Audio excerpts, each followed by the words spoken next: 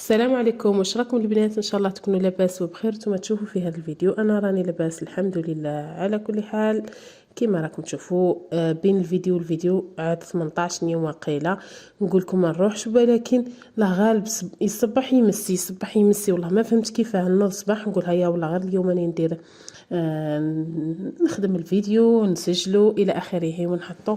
ما نجي نخدم، ما نجي نسجل، ما نجي يوصل عليا الليل نقول يا غدوه ندير هكا وهي رايحه كل نهار هكا يضمن مع مشاغل الحياه. بس والله العظيم غير توحشتكم بزاف بزاف بزاف بزاف.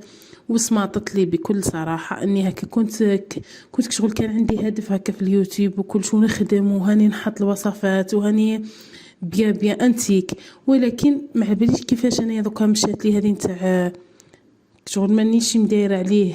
شغل راي يروح لي الوقت ولا ما فهمتش، والله ما فهمت كيفاه. المهم هكا كي نقعد راني نحط باذن الله فيديو، كل ما نقعد نحط ان شاء الله، خاطر نخدمو ونزيد نسجلو وها المهم ولا علينا. راكم على بالكم ما تعلقوش البنات. هنا هذا بوز اللوف.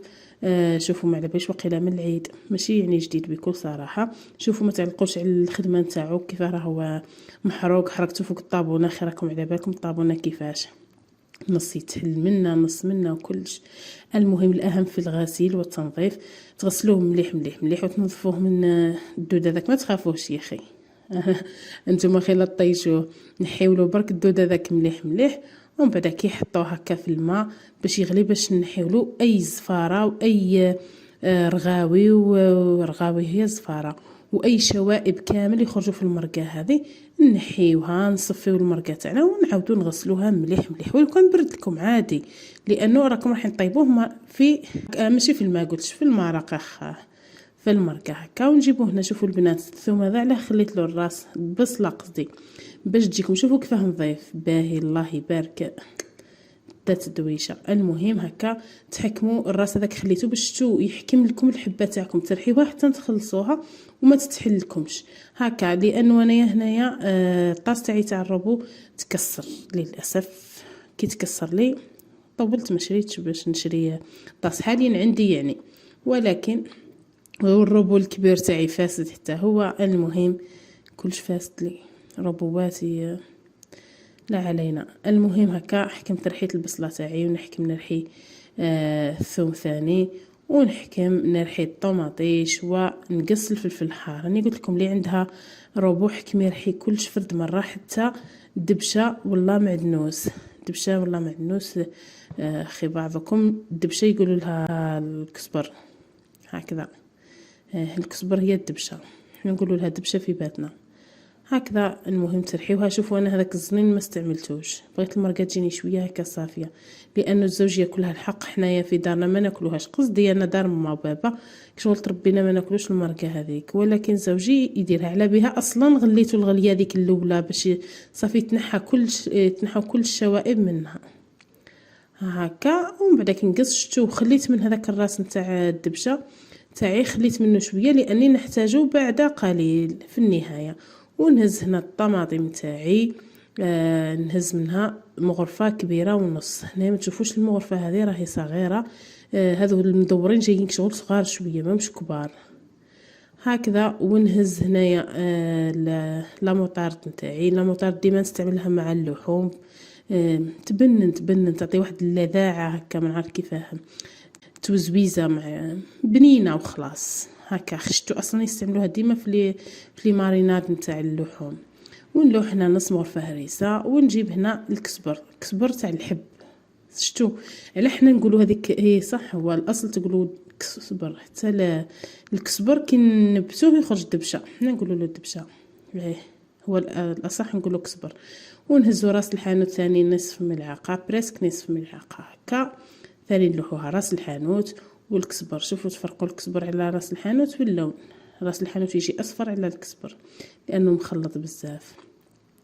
المهم وتجيبوا هنا ثاني فلفل اكحل ولا اسود ولا ابيض نورمال اللي عندكم، اللي متوفر عندكم ثاني تزيدوا منه. وكذلك تضيفون الملح هكذا نصف ملعقه تاع الملح حسب الماء تاعكم اللي راح ديروه هكا. حتكثروا الماء ما تكثروش. المهم هكذا ونخلطوا ونولوا عليه الماء تقدروا تلوحوا الماء الساخن. انايا فضلت نورمال نلوح الماء البارد، اصلا ماني راح نقلي، ماني هكذا حتى يغلي وخلاص. هكذا نكمل ليسونسيال الخلط تاعي باش نخلط هذا، باش نخليه زعما يدير شويه شغل يطيب في مرق مخفر هكا، هاي خافر. ومن بعد كي نزيد له الماء ونخليه يغلي. بعد ما هنا يطيب لي حوالي ساعه هكاك، اكثر من نصف الوقت. كي تبقى لي ليسونسيال خلي البطاطا طيب تقريبا 45 دقيقه. كي تبقى لي 45 دقيقه راح نطفيه. ديروا انا هنا لا كوكوط نتاعي ساعتين باش اخويا طيب لي اللحم اللوبيا، وساعتين باش طيبها لي، فما بالك يا اخي اللحم. المهم هكا درتو حوالي هنايا ساعه وربع هكاك. وبعد كي درت البطاطا هذيك وقفلت عليها وخليتها.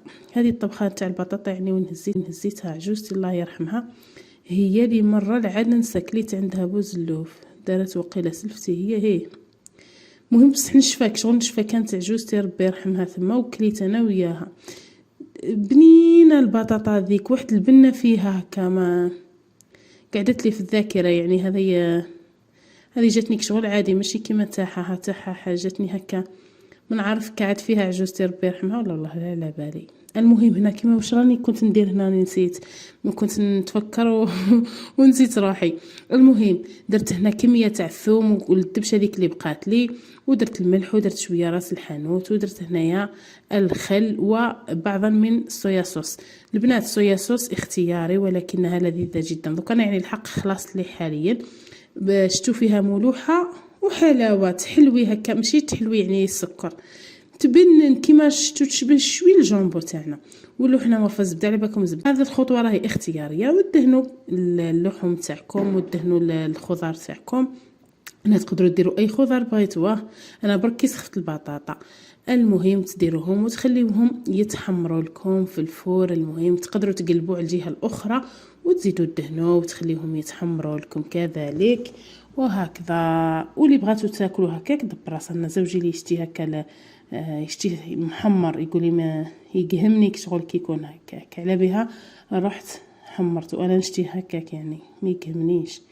المهم نتمنى يعجبكم هذا الفيديو. ما تنسونيش البنات بالتعليق تاعكم، ما تنسونيش بالدعاء نتاعكم. هذا ما كان. السلام عليكم ورحمه الله وبركاته. نتلاقاو في فيديو جديد ثاني والله ما على بالي.